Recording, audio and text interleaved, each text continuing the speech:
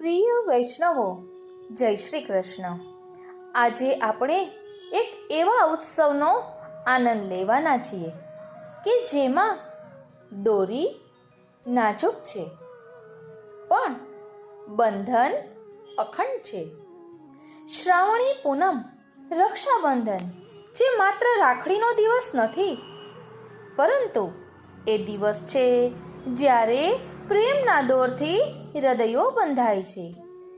આ પ્રેમ બંધનનું સર્વોત્તમ ઉદાહરણ આપે છે વ્રજભક્તો, ગોપીઓ અને ગોપ બાલકો, જે શ્રી કૃષ્ણને પોતાના ભાવમાં જેણે બાંધી દીધા છે. આજે આપણે એ વ્રજના પ્રેમને, શ્રી યમુનાજીના તત્સુખને અને શિક્ષાપત્રના માર્ગને એક સાથે લઈશું.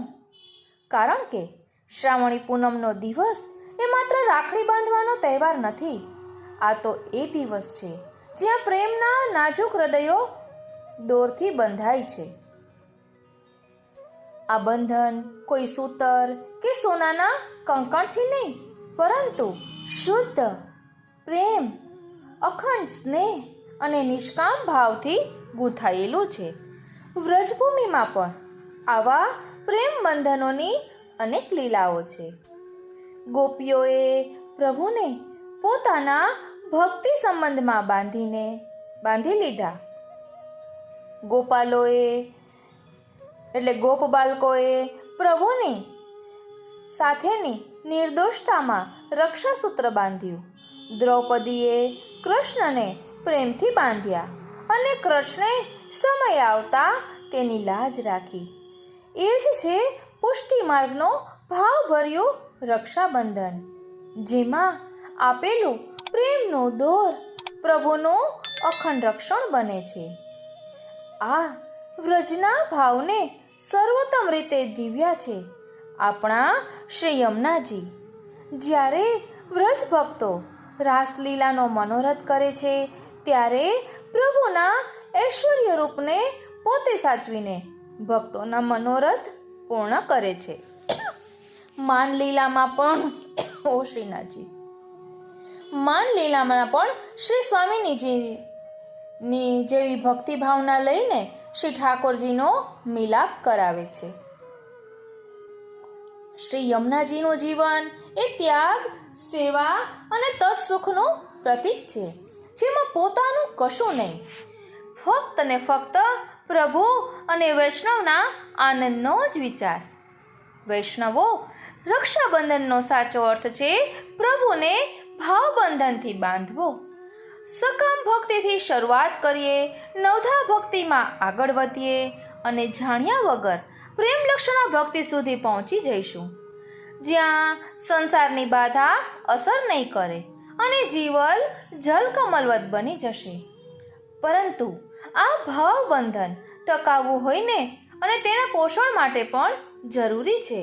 શ્રી હરિરાય મહાપ્રભુજીએ શિક્ષાપત્રમાં તેનો ઉપાય દર્શાવ્યો છે, તેનો માર્ગ દર્શાવ્યો છે કે ભાવનું પોષણ કઈ રીતે કરવું. સત્સંગ, પ્રભુના સ્વરૂપ અને લીલાનું મનન ચિંતન, સેવા ભાવમાં સ્થિરતા અને વૈષ્ણવના ગુણ ગ્રહણ, આ બધા અમૃત ભાવોથી ભાવ સદા તાજો રહે છે. તો ચાલો આ શ્રાવણી પૂનમે આપણે પ્રભુના ચરણોમાં ભક્તિનો રેશમી દોર બાંધી વિનંતી કરીએ કે પ્રભુ, મારા મનને કદી દૂર ન થવા દેજો. મારા હૃદયને હંમેશા આપના પ્રેમના બંધનમાં બાંધી રાખજો. વાલા વૈષ્ણવો, અહીં આપણે રાખડીનો જે દોરો હોય છે તે રેશમનો દોરો હોય છે. તો એ રેશમ શું સૂચવે છે? તો રેશમ સૂચવે છે કે મારા જેવા પરમ વૈષ્ણવ બનો. જેમ રેશમનો કીડો પોતાનું સર્વ અર્પણ કરીને પણ રેશમ આપે છે, તેમ વૈષ્ણવે પોતાના અહંકાર, સ્વાર્થ, સુખ દુઃખ બધું અર્પણ કરીને પ્રભુ માટે પ્રેમનો દોર તૈયાર કરે છે. રાખડીમાં રહેલો રેશમ એ માત્ર સુંદરતા નથી, એ છે સમર્પણનો સાક્ષી. તે આપણને કહે છે કે જો તું પ્રભુના બંધનમાં જોડાવા ઈચ્છે છે તો પોતાને તારા સ્વરૂપથી ખાલી કરી દે. અહમતા મમતા છોડી દે. પ્રેમનો દોર તો ત્યારે જ બાંધી શકાય જ્યારે એમાં પોતાનું સર્વ ગાળી દેવાય. શ્રી યમુનાજી પણ આવા જ છે ને. સ્વયં પાપ, કલંક અને દુઃખનો ભાર સહન કરીને વૈષ્ણવોના જીવનમાં શાંતિ અને સૌંદર્ય ભરી દે છે. રક્ષાબંધનની આ રાખડી એટલે સમર્પણનો રેશમી દોર, જે માત્ર ભાઈ બહેનને નહીં પરંતુ આપણને પ્રભુ સાથે અખંડ જોડે છે. આમ આ રક્ષાબંધન ઉત્સવ કંઈક અનેરો જ છે. બહેન સુભદ્રા રાખી બાંધત, એવી રીતે પદ પણ આવે છે. અને ભાઈ બહેન શ્રીનાથજી, બહેન ભાઈને રાખડી બાંધે છે.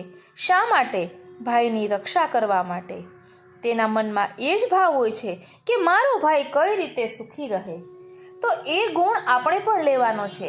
આપણે પણ તત્સુખનો જ વિચાર કરવાનો છે કે મારા ઠાકોરજીને કઈ રીતે સુખ પહોંચે, મારા ઠાકોરજીના વહાલા વૈષ્ણવોને કઈ રીતે સુખ પહોંચે. તત્સુખનો જ વિચાર કરવાનો છે. રક્ષાબંધન એ વ્રજના પ્રેમનું રેશમી બંધન છે.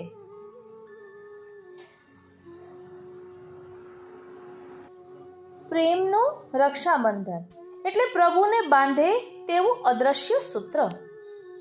એક કહેવાય છે ને કે યા તો કિસી કે હો જાઓ યા કિસી કો અપના બના લો. ભાઈ બહેનના બંધનનો દિવસ તો રક્ષાબંધન છે, પણ આજે આપણે એક અલગ બંધનની વાત કરી રહ્યા છીએ. એ છે પ્રભુ અને ભક્તનું બંધન. પ્રભુને બાંધી રાખે એવી કોઈ સાંકળ કે દોરી નથી, પણ પ્રેમનું અદ્રશ્ય સૂત્ર છે, જેને તોડી શકે એવું કોઈ નથી. બંધનના અનેક રૂપ છે. દુનિયામાં અનેક પ્રકારના બંધન છે. સંબંધ, ફરજ, કરાર, લોભ, આકર્ષણ. પણ પ્રભુને બાંધી રાખે છે માત્ર પ્રેમનું બંધન, જેમાં કોઈ બળજબરી નથી, કોઈ શરત નથી, કોઈ સ્વાર્થ નથી. ફક્ત અને ફક્ત શુદ્ધ અને પવિત્ર સ્નેહ છે. નવધા ભક્તિના બંધનથી પ્રભુને બાંધી શકાય છે. શ્રીમદ ભાગવતજીમાં 9 પ્રકારની ભક્તિ વર્ણવી છે. શ્રવણ, કીર્તન, સ્મરણ, પાદસેવન, અર્ચન, વંદન, દાસ્ય, સખ્ય અને આત્મનિવેદન. આ નવધા ભક્તિ પ્રભુને એટલા મીઠા બંધનમાં બાંધી દે છે કે તેઓ સ્વયં ભક્ત પાસે આવવા મજબૂર થઈ જાય છે. કહેવાય છે ને કે એવો પ્રસંગ આવે છે કે એકવાર ઠાકોરજીએ નારદજીને કહ્યું હતું, જ્યારે નારદજીએ પૂછ્યું કે મારે આપને શોધવા હોય તો હું ક્યાં આપને શોધું, આપનું સરનામું શું? ત્યારે ઠાકોરજીએ કહ્યું હતું કે જ્યાં મારા ગુણગાન થતા હોય છે ને ત્યાં હું અવશ્ય બિરાજું છું. પછી એટલે નવધા ભક્તિનો એક પ્રકાર છે ને શ્રવણ, કીર્તન, સ્મરણ, આ બધો પ્રકાર છે ને નવધા ભક્તિમાં. અને દાસ્ય અને દીનતાનું બંધન પણ અનેરું છે. દાસ્ય ભાવ એટલે હું આપનો છું, મારું કશું જ નથી, એ પ્રભુને ખૂબ જ સ્પર્શે છે. એટલે જ આપણા દયારામભાઈ કહે છે, દીનતાના પાત્રમાં મનમાણી મૂકીને ભેટ ભગવંતજીને ધરજો જીરે. એટલે દીનતા અને નિસાધનતા એવા છે કે જે આપણે કંઈ પણ કરીએ ને છતાં પણ આપણા મનમાં અસંતોષ રહે કે મારાથી કંઈ બની શકતું નથી. એ નિસાધનતાનો પ્રકાર છે. શ્રી યમુનાજીએ જે રીતે પ્રેમ પાશમાં પ્રભુને બાંધ્યા છે ને એવો પ્રકાર આપણે પણ શીખવાનો છે શ્રી યમુનાજી પાસેથી. શ્રી યમુનાજીએ પ્રભુને પ્રેમ પાશના સૂત્રમાં બાંધી રાખ્યા છે. આ પ્રેમ પાશમાં કોઈ નિયંત્રણ નથી, કોઈ શરત નથી, માત્ર શુદ્ધ સ્નેહ છે. પ્રેમ એ એવું છે, એવી અદ્રશ્ય દોરી છે કે જે આપણા પ્રિયતમને આપણી સાથે બાંધી રાખે છે. જેમ ગોપીઓએ શ્રી કૃષ્ણને બાંધ્યા. યશોદાજીએ દામોદર લીલામાં દોરીથી નહીં પણ પ્રેમથી પ્રભુ બંધાયા છે. એ દોરી તો ક્યારેય પૂરતી નહોતી થતી, પણ જ્યારે માતાના હૃદયમાંની સ્નેહની દોરી પ્રકટ થઈ ત્યારે કૃષ્ણ સ્વયં બંધાયા. જ્યારે માતા યશોદા થાકી ગયા, નિસાધન થઈ ગયા, ત્યારે પ્રભુએ એમના પર કૃપા કરી અને એમના પ્રેમ પાશમાં બંધાણા. રક્ષાબંધનના દિવસે આપણે પ્રભુને રાખડી ધરાવીએ છીએ, પરંતુ હૃદયમાં નિષ્કામ પ્રેમનું સૂત્ર બાંધી શકીએ છીએ. એ સૂત્ર એટલું મજબૂત બને કે પ્રભુ પણ કહે, હવે મને બીજે ક્યાંય નથી જવું, આ તો મારો ભક્ત છે, મારું ઘર છે. હે પ્રભુ, આજે આ પાવન દિવસે મારા હૃદયમાં એવું પ્રેમરૂપ રક્ષાસૂત્ર બાંધી દેજો કે મારું મન, મારો શ્વાસ, મારી સેવા બધું જ આપના ચરણોમાં ચોંટી જાય, આપના ચરણારવિંદનો દ્રઢ આશ્રય થાય. પ્રિય વૈષ્ણવો, શરૂઆત સકામ ભક્તિથી થશે, પરંતુ એ ક્યારે નિષ્કામ ભક્તિમાં ફેરવાઈ જશે ને તેનો ખ્યાલ પણ નહીં આવે. કારણ કે પહેલાં માણસ ભક્તિમાં કંઈક માગે છે જે સકામનો પ્રકાર છે, પણ પછી નવધા ભક્તિનો પ્રકાર કરતાં કરતાં ક્યારે આપણે પ્રેમલક્ષણા ભક્તિ સુધી પહોંચી જઈશું તેનો ખ્યાલ પણ નહીં આવે. પ્રભુ પ્રેરણા કરતા જશે અને આપણે આગળ વધતા જઈશું. પ્રભુના રંગે રંગાઈ જવાનું છે. એ અવસ્થામાં સંસાર કોઈ પ્રકારે બાધા કરતો નથી. જલકમલવત જીવન જેમ પાણી કમળને ભીનું નહીં કરી શકે, એમ જગત વચ્ચે રહીને પણ પ્રભુ ભાવમાં સ્થિર રહી શકાશે. સાક્ષી ભાવે, જેવી રીતે જીવનમાં જે કંઈ ઘટે છે તેને માત્ર સાક્ષી ભાવે જોવું, તેની અસર આપણા જીવન ઉપર નહીં થાય. પ્રભુને બાંધવાની રીતનો પ્રકાર જોઈએ તો પ્રભુના ચરણારવિંદમાં ઝાંઝરના રૂપે સતત નામ સ્મરણ, પદગાન, સેવા એ લખતા રહેવું, પ્રભુને પ્રેમના સૂત્રથી જોડાઈ જવું. શ્રી ઠાકોરજીને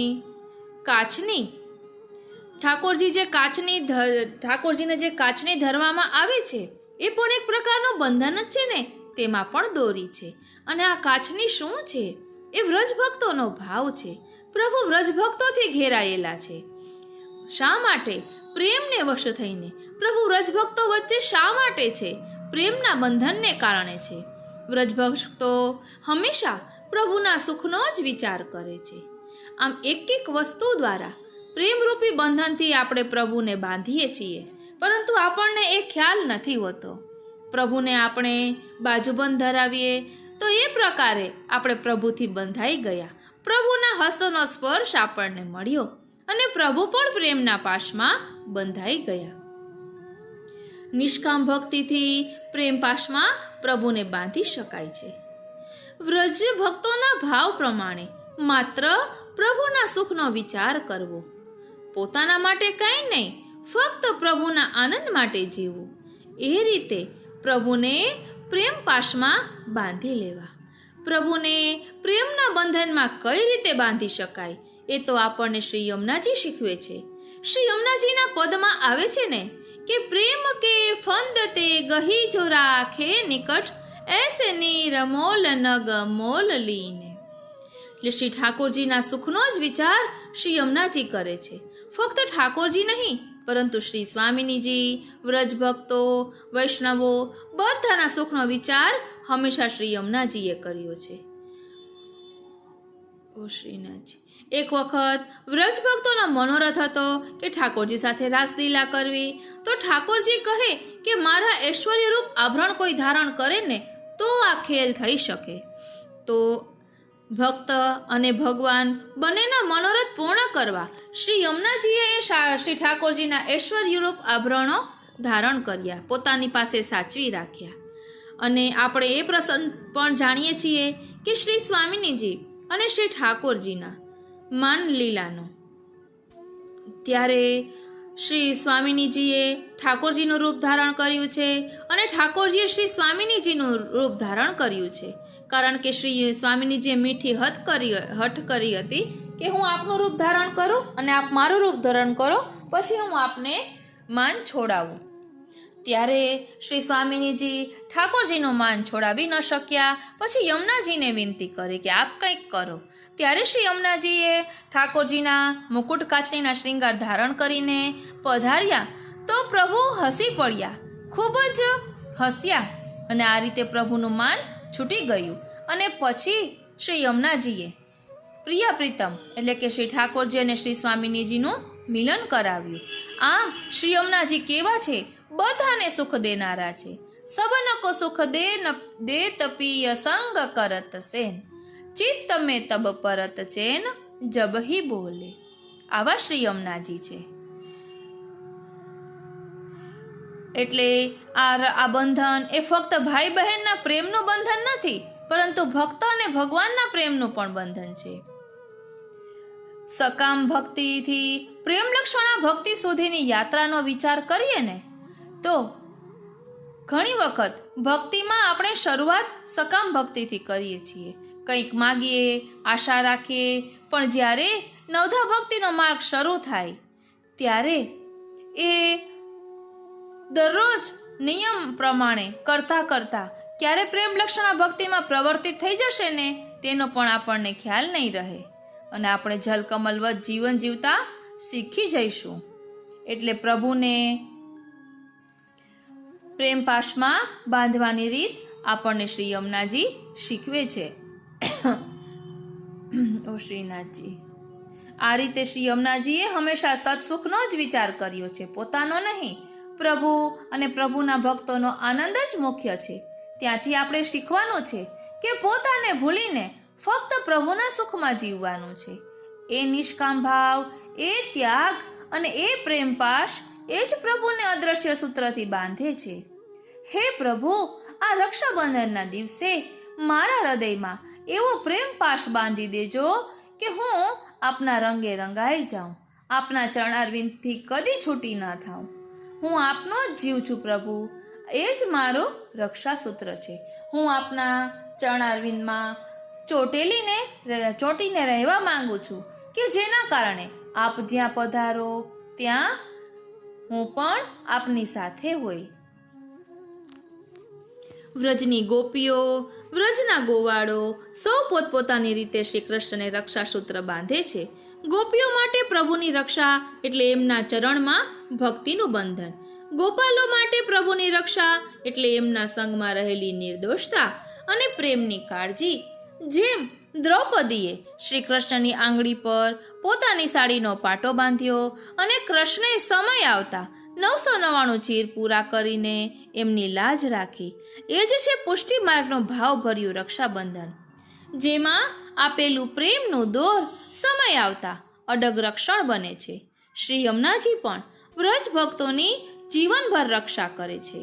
જેમ ભાઈ બહેનને દુખણા લે છે એમ શ્રી યમુનાજી વૈષ્ણવના પાપ અને દુઃખના ભાર પોતે લઈને તેને કૃપાના પ્રવાહથી પવિત્ર કરે છે. આ શ્રાવણી પૂનમે આપણે સૌ વૈષ્ણવોએ પણ પ્રભુના ચરણમાં ભક્તિનો રેશમી દોર બાંધવાનો છે અને એ વિનંતી કરવાની છે કે હે ઠાકોરજી, મારા મનને કદી દૂર ના થવા દેજો. સદાય મારું ચિત્ત આપનામાં ચોટેલું રહે એવી કૃપા કરજો. મારા હૃદયને હંમેશા આપના પ્રેમના બંધનમાં બાંધી રાખજો. પ્રભુને આપણે ભાવ બંધનથી બાંધવાના છે, એટલે કે પ્રભુ સાથે ભાવથી જોડાયેલું રહેવાનું છે. હવે આ ભાવ આપણને પ્રાપ્ત થયો, હવે એ ભાવનું પોષણ કઈ રીતે કરવું, તો તેનો માર્ગ પણ શ્રી હરિરાય મહાપ્રભુજી આપણને દર્શાવે છે. તો ચાલો આ ભાવ બંધનમાં ભાવને પોષણ કઈ રીતે આપવું તેનું થોડુંક ભાવ દર્શન કરીએ.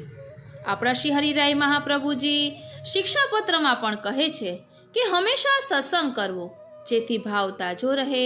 પ્રભુના સ્વરૂપ, લીલા અને ગુણગાનનું મનન કરવું, જેથી મનમાં પ્રભુ સિવાય બીજું કંઈ ન રહે. સેવા ભાવમાં સ્થિર રહેવું, જેથી પ્રભુનો સંબંધ જીવંત રહે. વૈષ્ણવોના ગુણ ગ્રહણ કરવા, જેથી મન શુદ્ધ થાય અને પ્રેમ ઊંડો થાય. જેમ રેશમનો દોર સંભાળીએ તો વર્ષો ટકે, તેમ ભાવનું બંધન સાચવીએ તો આખું જીવન પ્રભુ સાથેનું જોડાણ અખંડિત રહે. તો ચાલો હવે ભાવ પોષણ વિશે થોડુંક સમજી લઈએ. બોલો શ્રી વલ્લભાધીશ કી જય. પ્રિય વૈષ્ણવો, એક વખત વચનામૃતમાં સાંભળ્યું હતું, શ્રી શ્યામ મનોહર બાવાશ્રીના વચનામૃતમાં કે અન્યાશ્રય ઉપર આ વચનામૃત કરતા હતા ત્યારે એક શ્રોતાએ આવીને પૂછ્યું કે મહારાજ, આપ કહેતા હતા કે અન્યાશ્રય ન કરવો જોઈએ, પણ હું તો શિવ ભક્ત છું અને શિવ ભક્તિ કરું છું. ત્યારે આપશ્રીએ કહ્યું કે જરૂર કરો.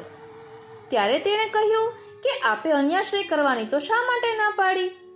ત્યારે આપશ્રીએ ઉત્તર આપ્યો કે મેં તમને ના નથી પાડી, જે કૃષ્ણ ભક્તિ કરી રહ્યા છે ને એમને ના પાડી છે.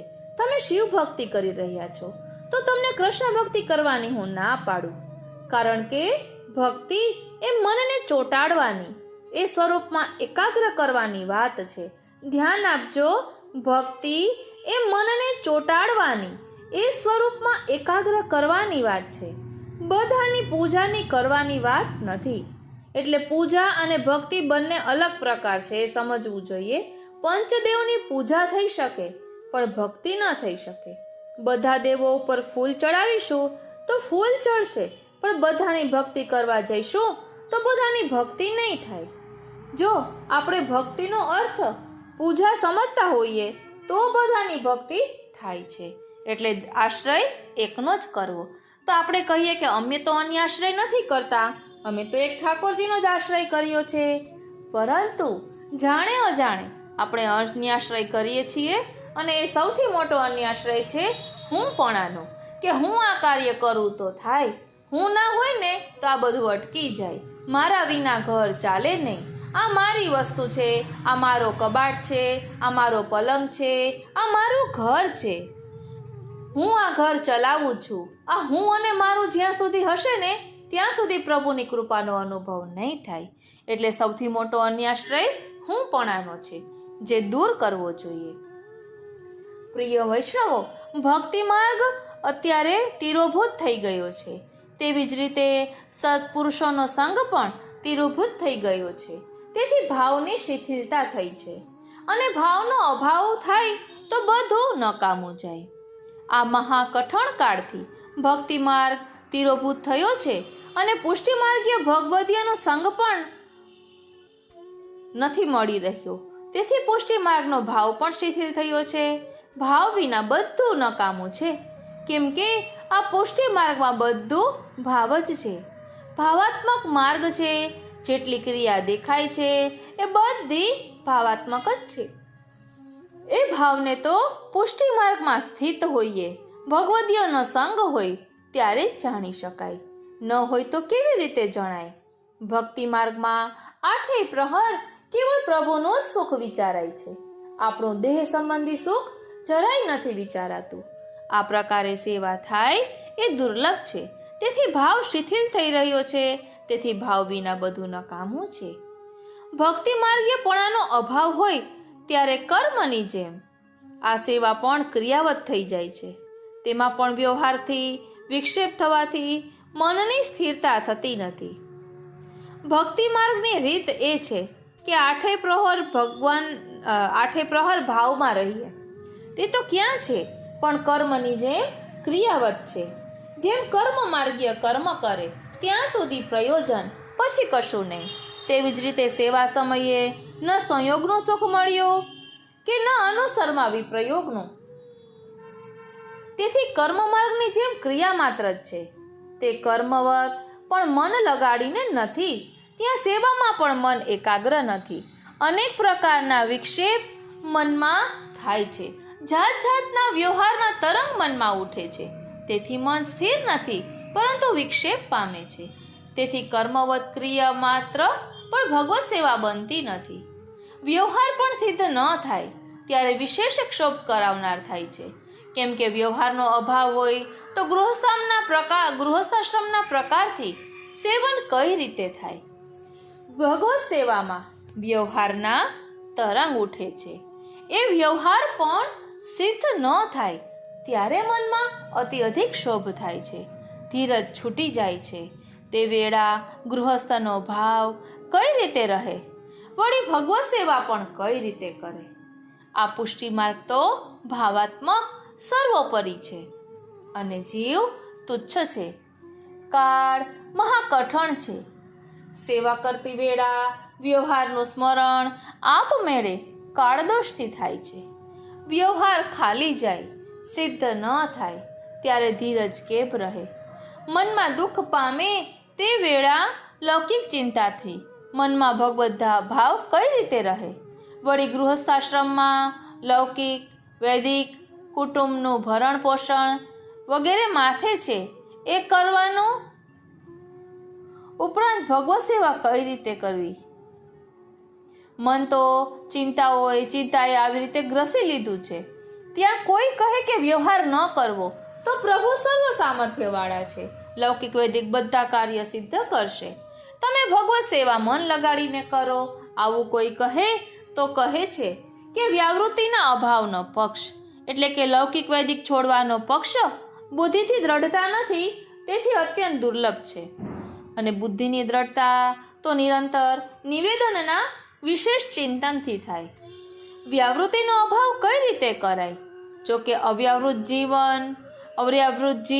ભગવત સેવા કરાય એ તો સર્વોપરી છે, પરંતુ બુદ્ધિ એવી ઉત્કૃષ્ટ છે કે આ કાળમાં પ્રભુનો પૂર્ણ વિશ્વાસ તો દુર્લભ છે. પૂર્ણ વિશ્વાસ વિના અવ્યાવૃત થાય તો ખૂબ જ દુઃખ પામે. શ્રી ઠાકોરજીમાં દોષ બુદ્ધિ થઈ જાય. હું એમના આશ્રયે સેવા કરું છું અને મારું લૌકિક પણ સિદ્ધ કરતા નથી. આવું મનમાં આવે તો અનર્થ થાય, દાસભાવ જતો રહે. તેથી અવ્યાવૃત કેમ થવાય? એવી તીવ્ર ઉત્તમ બુદ્ધિ છે નહીં. પૂર્ણ વિશ્વાસ તો દુર્લભ છે. ત્યાં કોઈ કહે કે બુદ્ધિ ઉત્તમ થાય, પૂર્ણ વિશ્વાસ જે પ્રકારે થાય તે કાર્ય કરો, તો તેનો ઉત્તર એ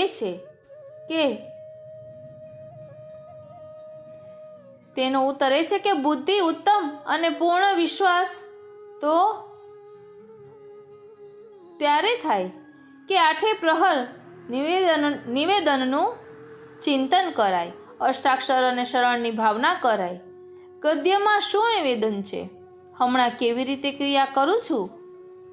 કેટલાય દિવસનો ભૂલો પડેલો તેનો હમણાં શ્રી આચાર્યજી મહાપ્રભુજી દ્વારા સંબંધ થયો છે.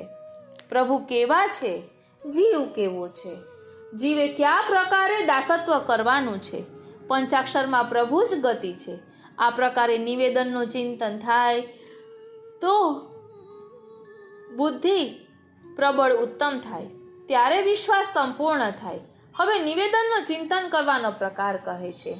તેમાં નિવેદનના ચિંતનમાં પણ સત્પુરુષ ભગવદીયનો જ સંગ કરવો. ધ્યાન આપજો. સત્પુરુષ ભગવદીયનો જ સંગ કરવો તેનું નિરૂપણ કર્યું છે. અને ભગવદીય તો દુર્લભ છે અને દૂર રહે છે, તેથી આવી ઉત્તમ બુદ્ધિ થતી નથી. તો મારી બુદ્ધિ સ્થિત છે, છતાં પોષણ કરવા વાળા અભાવે શિથિલ થઈ જાય છે અને અન્યથા વાતો સાંભળીને ચિત્ત ખેદયુક્ત થાય છે. એટલે અહીં કહે છે કે જો ભાવ વધે તો એ પરમ દુર્લભ છે, પણ થોડોક ભાવ આગળથી હૃદયમાં સ્થિત છે તે પણ ક્ષીણ થાય છે, દિવસે દિવસે ઘટતો જાય છે, કેમ કે પોષણ કરનારનો અભાવ છે. ભગવદીયનો મેળાપ થાય તો ભાવનું પોષણ થાય. ભાવ વધે સત્સંગ વિના ભાવ શિથિલ થાય છે. વળી લૌકિક માણસોનો સંગ તો આવી લાગ્યો છે, તેથી અનેક પ્રકારની લૌકિક વાતો કહેવી પડે છે. વળી અન્યથા લૌકિક વાતો સાંભળવાથી ચિત્તને ખૂબ ખેદ થઈ રહ્યો છે. અહર્નિશ અન્ય વાતો, અન્ય શ્રવણ મારા કાને થાય છે, તે હું કોને કહું એવો મનમાં ખેદ થાય છે. ભગવાનમાં મનવાળા આવા અમારા ઉત્તમ પ્રકારને સાંભળનાર છે, તે પણ લૌકિકમાં પ્રતિષ્ઠા માત્ર સિદ્ધ કરનારા છે. ચિત્તને બીજી જગ્યાએ લઈ જાય છે અને દેહને તેમાં પ્રાપ્ત કરાવે છે, લગાડે છે, કેમ કે ભગવાન માર્ગની નિષ્ઠા લૌકિક નિષ્ઠાથી વિરુદ્ધ છે. આ પ્રકારે મનમાં દુઃખી છું. ભગવત ભાવ દિવસે દિવસે શિથિલ થાય છે. વળી હું મારા કોને ઉત્તમ પ્રકાર એટલે કે મારી વડાઈ કોને કરું, કોને ઉત્તમ પ્રકાર સમજાવું, કોને ઉત્તમ પ્રકાર સમજાવું. ઓ શ્રીનાથજી, એટલે અહીં કહે છે કે હું ખૂબ દુઃખી છું, કોને આ બધું સંભળાવું. કોઈ કહે છે કે આઠે પહોર એમનું મન ભગવાનમાં લાગેલું રહે છે. વળી અનેક વડાઈ પણ હું મારા કાને સાંભળું છું. એનાથી શી સિદ્ધિ છે? લૌકિકમાં પ્રતિષ્ઠા થઈ તે પ્રતિષ્ઠા માત્રની સાધક બની. લૌકિકમાં આ ફળ થયું, બીજું કશું તો દેખાતું નથી. આ પ્રતિષ્ઠાથી મારું કાર્ય સિદ્ધ થયું. આ પ્રતિષ્ઠા ભગવત ભાવમાં બાધક છે. એટલે આપણે એટલે જ કહેતા હોય ને કે કોઈ પ્રભુ કૃપાથી આપણે વાત કરવાની, પણ કોઈના વખાણ આમનામ કરીએ ને અહમ આવે તો પણ નકામું છે. એમ અહીં આગળ નિરૂપણ કરે છે કે આ ચિત્ત ભગવાનના ચરણારવિંદમાં ન લાગે અને આ મનુષ્ય દેહ ઇન્દ્રિયો ભગવાનમાં વિનિયુક્ત ન થાય, ન જોડાય તો બધું વ્યર્થ છે. એકાદશ સ્કંધમાં રાજા જનક કહે છે કે દુર્લભો માનુષો દેહો દેહી નામ ક્ષણ ભંગુરહ. એટલે જીવ ને આ મનુષ્ય દેહ દુર્લભ અને ક્ષણમાં નાશ પામે એવું છે. સપ્તમ સ્કંધમાં પ્રહલાદજી કહે કૌમાર આચરેત પ્રાજ્ઞો ધર્માન ભાગવતાન નિહ દુર્લભમ માનુષમ જન્મ તદપ્ય ધ્રુવ મર્થદમ. એટલે બુદ્ધિમાન કુમાર અવસ્થામાં આ પુરુષાર્થ કરનારો છે વગેરે વચનથી જણાય છે કે મનુષ્ય દેહ ખૂબ દુર્લભ છે, ક્ષણમાં એનો નાશ છે. શ્રી ભાગવતજીના શ્રીનાથજી, તેથી ભગવાનના દર્શન સેવા પરમ દુર્લભ છે. તે થાય તે સારું. આ કુમાર અવસ્થા ભગવત ધર્મ કરવા માટે યોગ્ય છે. માટે ભગવાનમાં વિનિયોગ વિના દેહ યૌવન બધું ફોગટ છે. વળી ભગવાન માર્ગની નિષ્ઠા લોકનિષ્ઠા વિરુદ્ધની છે. કેમ કે પોતાની વડાઈ સાંભળવી, આનંદ માણી, પોતાને મોટો સમજે એ જ મોટો, એ જ ભગવાનને ઓ શ્રીનાથજી, પોતાને મોટો સમજે એ ભગવાનને બુરું લાગે. મદ થાય તો ભગવાન હૃદયમાંથી જતા રહે. તેથી આ લોકોથી મળતી મોટાઈ ભગવત ધર્મમાં નિશ્ચય વિરોધ કરે છે. એટલે સંસાર એટલે કે અહંતા મમતાત્મકના વૈરી શ્રી કૃષ્ણ પણ આવા મૂઢ સંસાર આસક્તોની ઉપેક્ષા કરે છે. વળી આ સમયે સત્પુરુષોની સુંદર મતિને હરી લે છે. ઓ શ્રીનાથજી, એટલે સંસાર વૈરી એવું શ્રી કૃષ્ણનું નામ છે. જ્યાં શ્રી કૃષ્ણ હૃદયમાં પધારે ત્યાં સંસારનો નાશ કરે. નિશ્ચય એનાથી લૌકિક દેહ સંબંધનું કાર્ય ન બને. આ જીવ અજ્ઞાની છે, શ્રી કૃષ્ણને ચાહે છે અને સંસારની પણ ઈચ્છા કરે છે.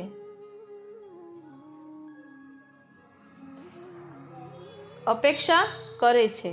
ઓ શ્રીનાથજી, સંસાર હોય ત્યાં સુધી શ્રી કૃષ્ણ ક્યાં? અને શ્રી કૃષ્ણ કૃપા કરે પછી અહંતા મમતા રહેતી નથી. કાળ દોષથી પ્રભુનું જ્ઞાન થતું નથી. એવો કઠણ કાળ આવ્યો છે. સત્પ્રાણીની પણ મતિ બુદ્ધિને હરી લે છે. તેથી વારંવાર સંસારની અપેક્ષા રાખે છે. જો એ સંસારને તુચ્છ જાણે છે અને ભગવાનનો ગુણ પણ સંસાર નાશક છે એ પણ જાણે છે, તો એ આ કાળથી સત્પુરુષોની બુદ્ધિ કેમ હીન થઈ જાય છે. કાળ દોષને મિટાવી દેનાર સત્પુરુષોનો સંગ છે. ઓ શ્રીનાથજી, ધ્યાન આપજો, કાળ દોષને મિટાવી દેનાર સત્પુરુષોનો સંગ છે નહીં. તેથી સમસ્ત પુષ્ટિમાર્ગીય વૈષ્ણવોએ સાવધાન રહેવું જોઈએ. અહીં શ્રી હરિરાયજી સઘળા પુષ્ટિમાર્ગીય વૈષ્ણવોને શિક્ષા એટલે કે બોધ આપે છે કે સાવધાન રહેજો. કાળ દોષ મહાદુષ્ટ છે, બધા ધર્મમાં પ્રતિબંધક છે. હું પણ આ કાળ દોષનો નાશ કરી શકતો નથી, કેમ કે સત્સંગ મળતો નથી. ભગવદીયનો સંગ મળે તો કાળ દોષ બાધા ન કરે. તો કાળદોષ બાધા ન કરે. પણ સત્સંગ દુર્લભ છે. તેથી હે વૈષ્ણવો, તમે બધા ક્ષણે ક્ષણે સાવધાન રહેજો. આ પુષ્ટિ માર્ગ સર્વોપરી છે. એ માર્ગમાં તમે સ્થિત છો, માટે દુસંગથી બચેલા રહેજો. ભગવદીઓનો સંગ કરજો અને શ્રી આચાર્યજી મહાપ્રભુજીના ચરણ કમલોને તમારા ચિત્તમાં ધારણ કરી રહેજો. આ રીતે અહીં પ્રિય વૈષ્ણવો, આ પુષ્ટિ માર્ગમાં ભાવ સાધન છે અને ભાવાત્મા ભગવાન છે. તે પ્રમેય અને ફલરૂપ છે. માટે નિધિરૂપ ભાવનું રક્ષણ કરવું, એની વિરુદ્ધ હોય તેનો ત્યાગ કરવો. હરિકૃષ્ણ નામના વૈષ્ણવનું ચિત્ત અતિ શુદ્ધ છે, માટે એના પર કૃપા રાખી એનો સંગ કરવો એ નિરૂપણ છે. ઉપર કહ્યું કે સત્સંગ વિના આ જીવ કાળદોષ દૂર કરી શકતો નથી. તેથી બધા વૈષ્ણવોએ સાવધાન રહેવું અને સત્સંગ કરતા રહેવું, કેમ કે આપણા ભાવ ભાવાત્મક છે.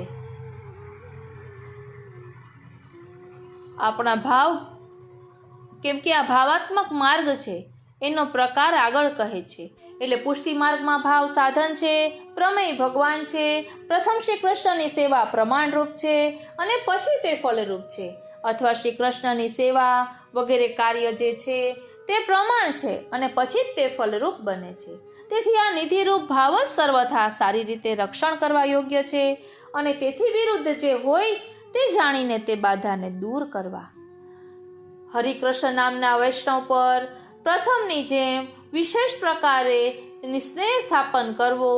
તેથી ગોષ્ઠી એટલે કે સ્નેહ સહિત વાર્તા તેવાની સાથે અથવા તેવી પોતાના પ્રયત્નથી નિશ્ચય કરવી.